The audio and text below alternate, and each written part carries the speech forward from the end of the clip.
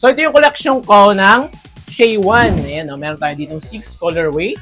Ayan, makikita nyo. Napakaganda, no? So, unang-una, meron tayong pink, gold, gray, massy blue, butter, and tawag dito, charm black. Ayan, guys. So, diba? Kayo ba? Nalilito na rin ba kayo kung anong pinakamagandang colorway? I-rate natin from bet na bet ko to hindi ko bet na bet. Okay, no? So, nakailera yan na unang-una pink. Ayan, hindi ako mahilig sa pink na sapatos.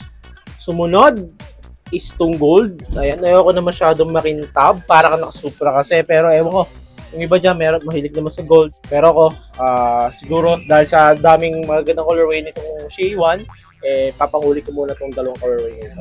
So, pangatlo, ito gray.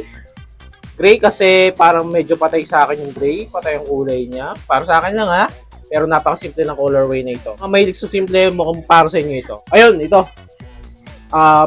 Papangatlo ko si Massy Blue, top 3. Ayan, ayoko rin na masyadong light, ano? Maganda siyang pamporma, no? Kasi nauuso at yun yung pinaka OG colorway ata kung hindi ako nagkamali. So, hindi kasi ako mahilig sa medyo pansinin na sapatos, ano? Lalong-lalo na hindi ako masyadong magaling magdalang sapatos or manamit. Napakasimple ko lang. Katulad ng suit natin, napakasimple lamang. Top 2 natin, siguro itong butter. Top 2 natin. So, maganda naman siya. Isa rin sa OG or family pack colorway.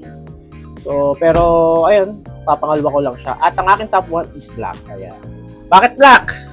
Matik, tamad ako maglaba. So, punas-punas lang. At syempre, kahit sa mo pwedeng isuot, since black, madali siyang bagayan. So, mag-pants ka, o mag-shorts ka, mag-jorts ka. So, siguro babagayan to, no? Napakasimple lang. So, parang video na ito from worst to best. Hindi naman sa worst. Kumbaga, pinakaayaw ko lang ng colorway, ano, para sa akin. So, ito yung best sa akin. Top 1 is itong charm black. Kayo ba? Ano pang pinaka-bet yung colorway? Dito pa kayo sa pink, gold, gray, massy blue, butter, or charm black din katulad ko? Mag-comment naman kayo dyan sa comment section. Okay? Let's go!